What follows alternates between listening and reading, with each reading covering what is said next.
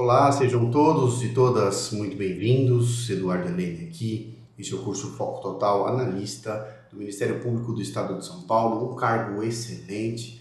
Eu tive o privilégio de ter sido analista no Ministério Público do Estado de São Paulo por 5 anos e vou aqui auxiliá-los a fazer uma rápida revisão, uma revisão de véspera da parte especial do Código Penal, para que vocês possam fazer a prova lá no dia 14/9 da melhor forma possível. Dentro do direito penal, vocês vão ter 12 questões. E dentre estas 12, pode vir alguma questão da parte especial do Código Penal. Aqui, então, está o seu edital da parte especial do Código Penal. Temos crimes contra a pessoa, crimes contra o patrimônio, crimes contra a fé pública e crimes contra a administração pública. O seu edital está enxuto. Eu gostaria muito de mostrar para você uma curiosidade, que é algo muito bacana para que você saiba. O nosso Código Penal está estruturado de uma forma tal que ele inicia a proteção. A proteção é iniciada com a pessoa. Então, a pessoa é o grande centro de proteção, é o bem jurídico principal tutelado pela parte especial do Código Penal. E a partir da pessoa, os bens jurídicos tutelados passam a se afastar do ser humano. Então, qual é a continuação, por exemplo? Logo depois da pessoa, você se afasta um pouquinho e protege o patrimônio. Protege aqui o patrimônio. Logo depois, você se afasta mais um pouquinho e protege as ideias, a propriedade intelectual, aquilo que o ser humano cria. Logo depois, você se afasta ainda mais um pouco. Protege a organização do trabalho. Aí logo depois também se afasta mais um pouco, você protege a crença, a liberdade religiosa. Depois, a liberdade sexual.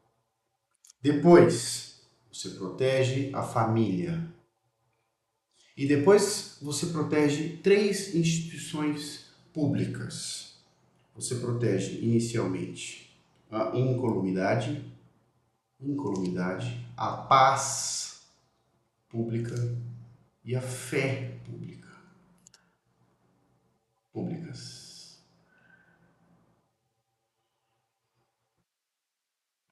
Depois, você protege, os bens jurídicos tutelados pela parte especial do Código Penal, a administração pública e finaliza com o Estado democrático de direito. Esses são os 12 títulos da parte especial do Código Penal. O Código Penal tem a parte geral, que vai do artigo 1º até o 120, uma parte extremamente densa de estudos. E do 121 até o 361 atualmente, estão 12 títulos. Então, a proteção se inicia no ser humano, pessoa, aí vida, atividade física, honra, tá tudo aqui. E começa a se distanciar. Por que eu estou trazendo isso para você? Porque no seu edital de analista caem os títulos pessoa, patrimônio, fé pública e administração pública. Você vai focar os seus estudos nesses 4 títulos. Então, volte aqui comigo para os nossos slides. E mesmo dentro desses títulos há capítulos. Então é pequeno o edital da parte especial. Não perca questões. Vai ser uma judiação se você perder, se dentro dessas 12 cair uma questão de parte especial do Código Penal. É pequeno. Pega o código um dia com muito carinho, leia o texto normativo. A prova da VUNESP é feita principalmente em cima de texto normativo, lei, texto seco, como você preferir, súmulas e jurisprudência consagrada, temas repetitivos, aqueles julgados que são corriqueiros, que o STJ e o STF já pacificaram. Basicamente, são essas 3 coisas. Com essas 3, você vai acertar tudo numa prova da VUNESP. Tá bom? Vamos juntos, então, fazer um apanhado de coisas que eu acho muito interessante que você leve para a sua prova do dia 14/9. Lá no homicídio, parágrafo 2º, traz homicídio qualificado. caput homicídio simples, reclusão de 6 a 20 anos. E o parágrafo 2º qualificado, de 12 a 30. Olha que interessante o inciso 7º. Contra duas alíneas. A linha A. A autoridade ou agente descrito nos artigos 142 e 144 da Constituição Federal. 142, Forças Armadas, são os militares. E 144, os agentes de segurança pública. Integrantes do sistema prisional e da Força Nacional de Segurança Pública, no exercício da função ou em decorrência dela. Isso é importantíssimo. Ou contra cônjuge, companheiro ou parente consanguíneo até o 3º grau, em razão dessa condição. Olha que interessante, o homicídio passa a ser qualificado em virtude disso, até o 3º grau, e tem que ser em função, em virtude dessa função pública, desse munus público. O B, no mesmo sentido, contra membros do Poder Judiciário, do Ministério Público, você está fazendo uma prova do MP de São Paulo, contra um membro do Ministério Público, ou da Defensoria Pública, a Advocacia Pública, de que tratam os artigos 131 e 132, são a AGU e as advocacias públicas de entidades públicas. Ou oficial de justiça, no exercício da função ou em decorrência dela, ou parentes até o 3º grau também. Aqui é 3º grau, não confunda lá com o 206 do CPP, que trata das testemunhas que não precisam depor em juízo, são parentes até o 2º grau. Aqui até o 3º. Não se esqueça, isso é muito bom para cair em teste. Olha outro inciso aqui, inciso 8º. O homicídio é qualificado com emprego de arma de fogo de uso restrito ou proibido. Também não se esqueça disso. O 9º, contra menor de 14 anos. Isso aqui, essa lei 14.344, foi uma lei editada em decorrência que lamentável incidente envolvendo o Henri Borel, no Rio de Janeiro, no qual a mãe, o padrasto, lamentavelmente, matam uma criança. Então, esse fato muito triste ensejou alterações legislativas, e uma delas é essa. Como que era antes?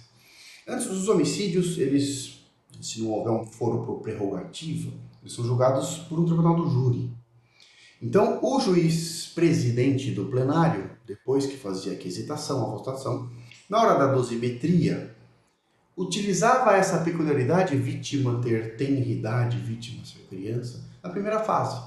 Então, o juiz aumentava a pena na primeira fase. Agora, com a lei Henri Borel, já é uma qualificadora. O homicídio já se inicia com um preceito secundário diferente. Então não se esqueça disso, você vai fazer uma prova teste no dia 14. Olha esse 10º, nas dependências de instituição de ensino. Essa lei é de 2025 desse ano. Isso para cair numa prova teste é muito boa. Aqui, homicídio qualificado nas dependências de instituição de ensino. É claro que essa lei veio tendo em vista o preocupante e crescente número desses incidentes ocorrendo dentro de escolas. Veja o 2º B ainda no homicídio. Dentro do contexto da lei Henri Borel, a pena do homicídio contra o menor de 14 anos é aumentada. 3 situações. Leve isso para sua prova. 1/3 se a vítima, o menor de 14, for uma pessoa com deficiência ou com doença que implique o aumento da sua vulnerabilidade. Inciso 2º, 2/3 se o autor é ascendente, padrasto ou madrasta. Olha só, essa palavra está proposital aí, lei Henri Borel. Tio, irmão, cônjuge, companheiro, tutor, curador, preceptor ou empregador da vítima. Ou por qualquer outro título tiver autoridade sobre ela. Inciso 3º, 2/3 se o crime for praticado em instituição de educação básica, pública ou privada. Também, isso aqui tem aquela relevância de que, lamentavelmente, isso está acontecendo muito. Então, se for um homicídio praticado contra o menor de 14 anos dentro de uma escola, aumenta 2/3, uma pena muito grande, um aumento muito grande. Também preste atenção no parágrafo 2º C. A pena do homicídio cometido nas dependências de instituição de ensino, ela é aumentada de 1/3 até a metade se a vítima for uma pessoa com deficiência ou com doença que acarrete condição limitante ou vulnerabilidade física ou mental, e 2/3 Se o autor é ascendente, padrasto ou madrasta, tio, irmão, cônjuge, ou se é professor ou funcionário da instituição de ensino. Olha que importantes esses segundo B e segundo C. Não confunda os dois. O segundo B são causas de aumento do homicídio praticado contra o menor de 14. E o segundo C, causas de aumento dos homicídios praticados nas dependências de instituição. Pode ser contra o maior de 14. Aqui os parâmetros são diferentes. Leve esses dois para a sua prova. Feminicídio. Essa é uma das mais importantes alterações legislativas no artigo 121. O feminicídio, ele entrou um pouco tímido no nosso Código Penal. Como que antes se fazia? Antes o feminicídio era valorado pelo juiz presidente do plenário na primeira fase ou na segunda fase da dosimetria. Então o juiz valorava, olha, a vítima era uma mulher e o contexto foi um contexto de discriminação, foi um contexto de colocá-la em situação de inferioridade e, portanto, a pena é aumentada de tanto. Majoro como circunstância negativa isso. Começou assim. Depois o legislador colocou como um homicídio qualificado. Era um dos incisos, inciso 7º, se eu não me engano, que hoje está revogado. Então, estava dentro do 121. Qualificado. Agora, em 2014, ele ganhou a importância que merecia, que sempre mereceu. É um tipo penal autônomo, 121A. Matar mulher por razões da condição do sexo feminino. Matar mulher por razões de sexo feminino. Não se esqueça, esse é o tipo. Pena. Reclusão de 20 a 40 anos, a maior pena do nosso Código Penal. Leia o tipo inteiro, né? Leve para sua prova teste o tipo inteiro. Olha o parágrafo 1º. Considera-se que há razões da condição de sexo feminino quando o crime envolve violência doméstica e familiar ou menosprezo ou discriminação à condição da mulher. Uma prova teste, basta que você saiba isso. Na prova escrita, a gente elabora com mais densidade esses conceitos. Parágrafo 2º. A pena do feminicídio é aumentada de 1/3 até a metade em 5 situações. Decore agora, estude comigo. 1. Durante a gestação, nos 3 meses posteriores ao parto, ou se a vítima é mãe ou responsável por criança, adolescente, se empresta do ECA, até 12 anos criança, de 12 até 18 adolescente, ou pessoa com deficiência de qualquer idade. Essa é a primeira situação de aumento. Segunda, contra a pessoa menor de 14, ou seja, se é uma mulher, se houve condições de sexo feminino, está lá no caput de 121A, e além disso, é uma menina menor de 14 anos, maior de 60, uma senhora, ou com deficiência ou portadora de doenças degenerativas que acarretem condição limitante ou de vulnerabilidade física ou mental. Também aumenta. 3. Esse 3 é interessantíssimo para cair numa prova teste. Na presença física ou virtual de descendente ou ascendente da vítima. Lamentavelmente, existem pessoas cuja crueldade não tem limite. A gente recebe notícias, né? A gente vê de lives de pessoas extremamente mal intencionadas praticando mal contra os outros. Então, se isso acontecer, presença virtual numa live, numa chamada de vídeo, causa de aumento. Inciso 4º, em descumprimento das medidas protetivas de urgência. Isso lamentavelmente acontece e é uma situação que mereceu uma atenção especial pelo legislador, que colocou esse tipo de situação, esse descumprimento, como uma causa de aumento do feminicídio. E o último, o 5º, nas circunstâncias previstas nos incisos 3º, 4º e 8º do parágrafo 2º. Então você abre o Código Penal, o 3º é com emprego de veneno, fogo explosivo, asfixia, tortura ou outro meio insidioso ou cruel, que possa também resultar perigo comum. O inciso 4º é a traição emboscada mediante dissimulação. E o 8º, com emprego de arma de fogo, de uso restrito ou proibido. De uso restrito ou proibido. Essa que é a peculiaridade aqui. E o parágrafo 3º, a coautoria, ele até nem precisaria estar explícito no código, né? Comunicam-se ao coautor ou partícipe as circunstâncias pessoais elementares do crime, previstas lá no parágrafo 1º. Elementares do crime, desde que com ciência, naturalmente, sempre se comunicam, né? Isso a gente já sabe estudando a parte geral, lá o artigo 30 do Código Penal. Então, elementar do crime se comunica aos coautores e partícipes, está aqui explícito no parágrafo 3º. Venha comigo para o 122. 122. Eu trouxe 2 textos aqui para te chamar a atenção. Parágrafo 4º e 5º. A pena desse artigo 122, que é aquele de instigação, auxílio, suicídio ou automutilação, o que é controverso, mas isso é para uma prova escrita, não teste. A pena é aumentada até o dobro se a conduta é realizada por meio de rede de computadores, rede social ou transmitida em tempo real. Pena aumentada até o dobro.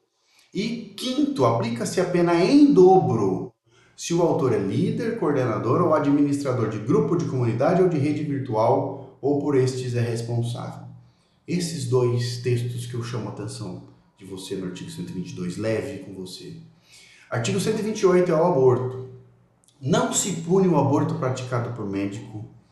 Tem 3 situações que são as clássicas que você não pode jamais errar numa prova. A primeira, se não há outro meio de salvar a vida da gestante, o aborto necessário. O segundo, se a gravidez resulta de estupro e o aborto é precedido de consentimento da gestante ou quando incapaz do seu representante legal. Essas 2 situações são previstas explicitamente na lei.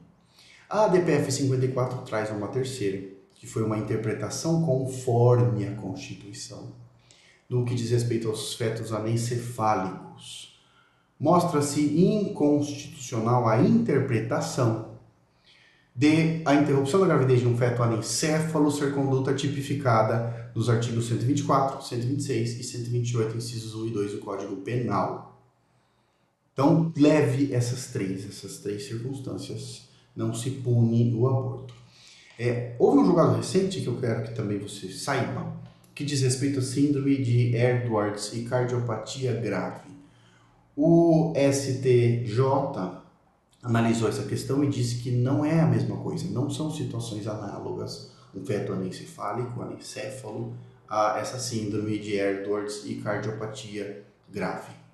Não são a mesma coisa, né? O texto está escrito aqui, embora o feto esteja cometido de condição genética com prognóstico grave, com alta probabilidade de letalidade, não for possível extrair da documentação médica a impossibilidade da vida fora do útero. Existem muitos argumentos aqui, mas o principal deles, quando o STF analisou a DPF 54, é a seguinte: um feto anencéfalo ou anencefálico, ele não tem viabilidade de vida humana. Ele não tem a viabilidade. Tanto é que se utilizam várias referências de outras leis, inclusive a lei de doação de órgãos, né, que é permitida a doação de órgãos a partir do encerramento da atividade encefálica. Então, um feto anencefálico não tem viabilidade humana. Esse aqui, síndrome de Edwards e cardiopatia grave, né, a defesa tentou fazer com que fossem situações equiparadas, mas não, havia sim a viabilidade da vida humana. O bebê poderia crescer, poderia ter alguns anos de vida e não foi considerada equiparada a situação. Saiba disso para a sua prova. Vamos para a lesão corporal. Chamo a sua atenção para os parágrafos 12 e 13. São causas de aumento de pena. Aumenta-se a pena de 1/3 a 2/3 se a lesão dolosa for praticada. Lembra daquilo que eu te falei lá no homicídio? Mais ou menos igual está aqui. Contra a autoridade ou agente descrito nos artigos 142 Forças Armadas e 144 Agentes de Segurança Pública, no exercício da função, e contra os seus parentes, em geral de até 3º grau, e contra membros do Poder Judiciário, do MP, da Defensoria ou da Advocacia Pública também, até o 3º grau. Venha para o parágrafo 2º, a gente está na lesão corporal. 2/3 ao dobro se a lesão dolosa for praticada nas dependências de instituição de ensino. Esse é o primeiro requisito.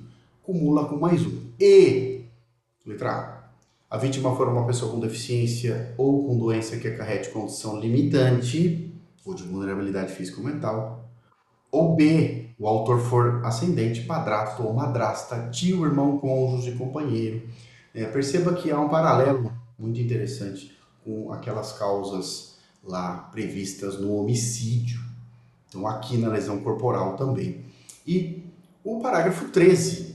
Se a lesão corporal é praticada contra a mulher, por razões da condição do sexo feminino, nos termos do parágrafo 1º do 121A deste Código. A reclusão passou a ser de 2 a 5 anos. Isso aqui é uma mudança do ano passado. Isso começou sendo uma bagunça porque antes a lesão corporal praticada contra a mulher no bojo da Maria da Penha era aplicado o parágrafo 9º, que previa uma pena muito pequena. Porque o parágrafo 9º ele era genérico. Só que depois, eu acredito que em 2021, veio o primeiro parágrafo 13, a primeira redação do parágrafo 13, que era muito parecida com essa, mas com um preceito secundário bem baixinho também. E havia ali uma ineficiência de proteção do bem jurídico. E agora, em 2024, a pena foi colocada num patamar mais razoável e mais aderente ao comportamento. 2 a 5 anos de reclusão. Então, também saiba, esses dois textos normativos aqui são os que eu te chamo a atenção. A rigor, esse 147A e 147B, perseguição contra a mulher e violência psicológica, eles, a rigor, não estão dentro do seu edital que eu te mostrei lá. Mas eu só trouxe esse slide aqui porque eu quero chamar a sua atenção para esse parágrafo único aqui. Dentro da violência psicológica contra a mulher, foi adicionado um parágrafo único, no qual a pena é aumentada de metade se o crime for cometido mediante o uso de inteligência artificial ou de qualquer outro recurso tecnológico que altere a imagem ou som da vítima. Olha que alteração legislativa legal! Já trouxe o uso da inteligência artificial, já tipificou uma utilização da inteligência artificial. Então, não custa nada, vá sabendo disso. Isso aqui é recentíssimo. Então, se isso eventualmente vier para você, você já sabe. Vamos sair do título, pessoa. Venha comigo para outro título. Furto. Trouxe algumas súmulas para você aqui. Súmula 567. O sistema de vigilância é realizado por monitoramento eletrônico ou por existência de segurança no interior de estabelecimento comercial. Aqui que está o mais importante, por si só. Não torna impossível a configuração do crime de furto. Essa súmula veio editada porque muita defensoria pública principalmente, trazia muito essa tese, desde a primeira instância até as instâncias superiores. Por isso que veio essa súmula. Súmula 511. É possível o reconhecimento do privilégio previsto no parágrafo 2º do 155 nos casos de crime de furto qualificado, se estiverem presentes a primariedade do agente, o pequeno valor da coisa e a qualificadora for de ordem objetiva. Naturalmente que a qualificadora precisa ser de ordem objetiva, porque para ela acumular com o privilégio sempre é subjetivo. Então, para que possa haver acumulação, não é possível que o privilégio seja subjetivo e a qualificadora também seja subjetiva. Não dá uma incompatibilidade. Então, nesse caso aqui, só existe porque o furto é qualificado por uma circunstância objetiva. Então, súmula 511. Jurisprudência em teses do STJ. Olha, para efeito da aplicação do princípio da bagatela, é imprescindível a distinção entre valor insignificante e pequeno valor.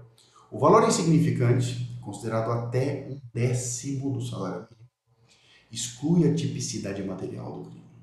Não é crime. Tipicidade material está excluída.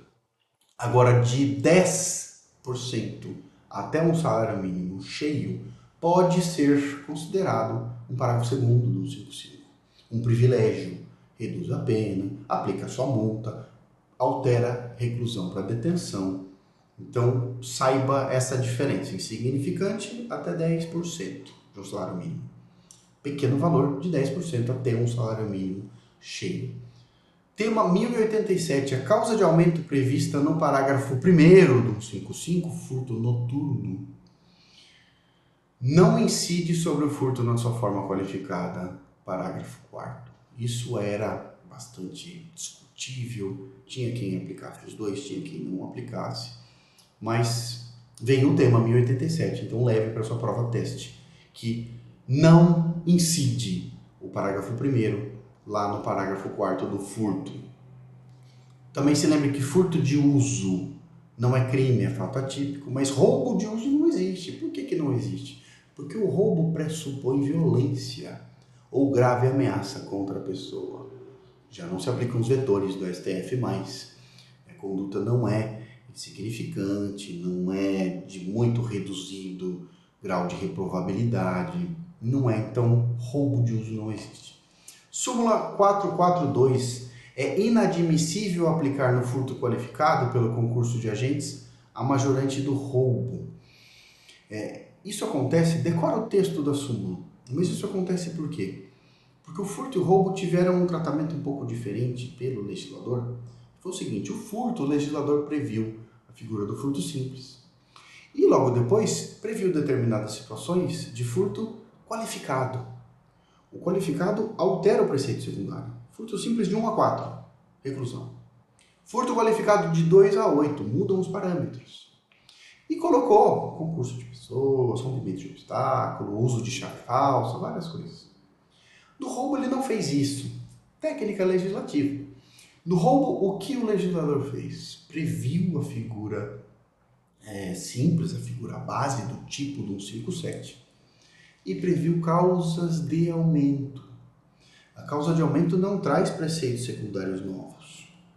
De 4 a 10 está lá no caput 157. A causa de aumento traz na terceira fase da dosimetria aumentos de pena. Então o tratamento foi diferente. Então o que acabava acontecendo? Alguns juízes utilizavam aquilo que era para ser causa de aumento na primeira fase, mesclavam. Então o STJ chegou e falou, olha, não pode aplicar no furto qualificado pelo concurso de agentes a majorante do roubo. Ou seja, concurso de agentes no furto já transforma o furto de simples para qualificado. No roubo não, no roubo ele fica simples, mas é uma causa de aumento. Então, preste muita atenção nessa sutileza, nessa diferença. Leve a súmula 442 no dia 14/9 com você. Adulterar o sistema de medição de energia elétrica para pagar menos que o devido. Isso é estelionato. Alteração do sistema de medição mediante fraude para que aponte um resultado menor do que o real consumo é um estelionato. Não confunda. O agente que desvia a energia, o gato, pratica furto. Existe um dos parágrafos do furto que diz que a energia elétrica pode ser objeto de furto. Energias podem ser objeto de furto. Então, isso é indiscutível. Então, gato, furto. Agora, a alteração do relógio não é furto, é estelionato. É uma sutileza. Se cair na sua prova, você já está preparado. Vamos, então, correr. Furto mediante fraude eletrônica. São os artigos 4, os parágrafos 4b e 4c. São figuras qualificadas, altera o preceito secundário, a pena de reclusão de 4 a 8 anos e multa, se o furto for cometido mediante uma fraude por dispositivo eletrônico ou informático. E 4c, a pena prevista no furto mediante fraude eletrônica, considerada a relevância do resultado gravoso, pode ser aumentada de 1/3 a 2/3, se for praticada mediante a utilização do servidor mantido fora do território nacional. Isso dificulta a rastreabilidade, a identificação, demonstra maior ardilosidade por parte do agente fazer isso. Ou 2, aumenta-se de 1/3 ao dobro se o crime for praticado contra um idoso vulnerável. Roubo, preste atenção no segundo B. Se a violência ou grave ameaça é exercida com emprego de arma de fogo de uso restrito ou proibido, veja que arma de fogo de uso restrito e proibido você já fica esperto, que tem aí nuances legislativas. Aplica-se em dobro a pena do roubo, tá bom? 4 súmulas de roubo. Rapidinho, súmula 443, o aumento na terceira fase da aplicação da pena no crime de roubo circunstanciado, existe fundamentação concreta, não sendo suficiente para sua exasperação a mera indicação do número de majorantes. Existem muitas causas de aumento do roubo, então não se pode utilizar, olha, eu utilizei 2 causas de aumento, então vou aumentar mais do que o mínimo previsto. Não pode. Essa súmula exige do juiz uma fundamentação concreta. Súmula 582 traz aqui a consagrada teoria da amóstia. O roubo, furto e também outros delitos análogos como um peculato, furto, eles se concretizam, se aperfeiçoam com a inversão da posse. Súmula 582, leia também com cautela. Essa súmula é bastante antiga, súmula 610 do STF, que diz que há crime de latrocínio quando o homicídio se consuma, ainda que não realize o agente a subtração de bens da vítima. É uma súmula um tanto quanto questionável, mas ela ainda está vigente, ela não foi, não existiu overruling sobre ela. E também saiba do entendimento do STJ, que passou a seguir o STF. Se houver pluralidade de morte, mesmo que haja só um patrimônio envolvido, não haverá 2 crimes de latrocínio, mas sim um único. Pluralidade de vítimas, ela pode servir na dosimetria da pena, na primeira fase, para ser valorada negativamente, mas não altera a pluralidade de crimes. É bastante questionável esse tipo de posicionamento, mas é o STF e o STJ. Caindo na sua prova, você saiba que é assim que eles delimitaram. Súmula 96, o crime de extorsão consuma-se independentemente da obtenção da vantagem indevida. A obtenção da vantagem indevida é só um exaurimento. Só um exaurimento. Latrocínio e pluralidade de vítimas, depois você pausa e dá uma lida nesse julgado aqui. Estelionato também, 4 súmulas a 17, quando o falso se exaure no estelionato, absorção, bom, crime único, não concurso de crimes. Súmula 73, papel moeda grosseiramente falsificado. Crime de estelionato. Se ele for muito requintadamente falsificado, aí é outro crime. Aí é moeda falsa. Outro capítulo, outra pena, outro tudo. Grosseiramente é só um estelionato. É outro crime, não é só um estelionato, é outro crime. Justiça estadual. 521. Essas 2 súmulas, 521 e 244, trazem a competência para julgamento de um estelionato praticado sob modalidade de emissão dolosa de cheque sem fundos. O que se entende é que essas 2 estão superadas lá pelo artigo 70, que passou a prever o domicílio da vítima como o parâmetro. Trouxe outro interessante aqui para vocês. Um ministro da Educação recentemente alterou o currículo Lattes. Isso causou uma discussão se era ou não um fato típico. Não é fato típico, lá em 2017. Isso não configura falsidade ideológica. Por que isso foi julgado dessa forma? Primeiro porque o currículo Lattes ele é um currículo elaborado pela própria parte interessada que pode ser aferível por qualquer um. Então, se o ministro colocou lá que ele se formou na universidade tal, no exterior, é possível que você vá lá e afira, mande uma mensagem, e pergunte, e vá no site oficial da instituição para ver. Então, esse foi um dos argumentos para os quais, segundo os quais a ministra Maria Tereza de Assis Moura julgou que não é caso de falsidade ideológica. Estelionato, eu te chamo a atenção, fraude eletrônica, parágrafo 2º-A, 2º-B e 3º. A pena de reclusão de 4 a 8, se a fraude for cometida com a utilização de informações fornecidas pela vítima. Informações fornecidas pela vítima ou de terceiros induzidos a erro. Então não confunda com furto mediante fraude eletrônica.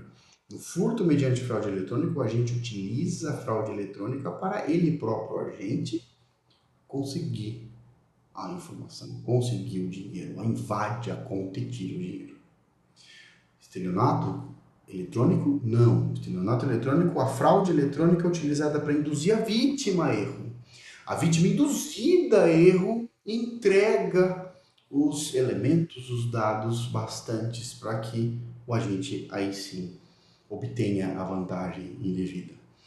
Então, tome cuidado com essa sutileza. É a mesma sutileza que difere um furto de um estelionato. Aqui a diferença é que são praticados em meio eletrônico. Veja o segundo B, a mesma coisa. Se o servidor for mantido fora do território nacional, aumento de pena de 1/3 ou 2/3. E parágrafo 3º, a pena aumenta-se de 1/3 se o crime é cometido em detrimento de entidade de direito público ou de instituto de economia popular, assistência social ou beneficência. Estelionato contra vulnerável, contra idoso, parágrafos 4º e 5º. Se atente para esse texto também, a pena se aumenta de 1/3 ao dobro se for praticado contra idoso vulnerável, muito comum. Lamentavelmente é muito comum. Somente se procede mediante representação, salvo se a vítima for a administração pública, criança adolescente, pessoa com deficiência ou maior de 70 anos ou incapaz. O artigo 171 ele é muito interessante, está dentro do seu edital, é um tipo interessante de se cair num teste. Leia só agora, decore esse texto se eventualmente cair na sua prova. Escusas absolutórias, isso costuma cair bastante. Em teste, eu fiz um desenhinho para vocês aqui. O artigo 181 é o que está em azul, isento de pena. Então, é isento de pena aquele que pratica esses crimes contra ascendente, contra descendente e contra cônjuge ou companheiro na constância. Um coraçãozinho ali na mão deles. 182, transformação penal que era pública incondicionada para pública condicionada. É o que está em laranja aqui. Se forem separados, ou contra irmãos, tios e sobrinhos. Continua punível, mas passa a ser pública condicionada à representação da vítima. E 3, não se aplica, vermelhinho aqui, não se aplica se houver grave ameaça ou violência contra a pessoa. O roubo, por exemplo, não tem aplicação. Não se aplica ao estranho, que participe como coautor ou partícipe, e não se aplica quando a vítima é idosa. Para a gente finalizar, falsa identidade, súmula 522, a conduta de atribuir-se falsa identidade perante a autoridade policial é típica, ainda que em situação de autodefesa. Tema repetitivo 1255, o delito de falsa identidade é um crime formal. Se ele é formal, a consumação dele é antecipada, que se consuma quando a gente fornece consciente e voluntariamente dados inexatos sobre a sua real identidade. Independe da ocorrência de resultado naturalístico. Também leve isso. Administração pública. Súmula 599 é a minha dica aqui. O princípio da insignificância é inaplicável aos crimes contra a administração pública. Esse é texto de súmula, é coisa consagrada. Excepcionalmente, isso talvez não venha ao caso de uma prova teste, mas já aconteceu de ser aplicado sim, o princípio da insignificância.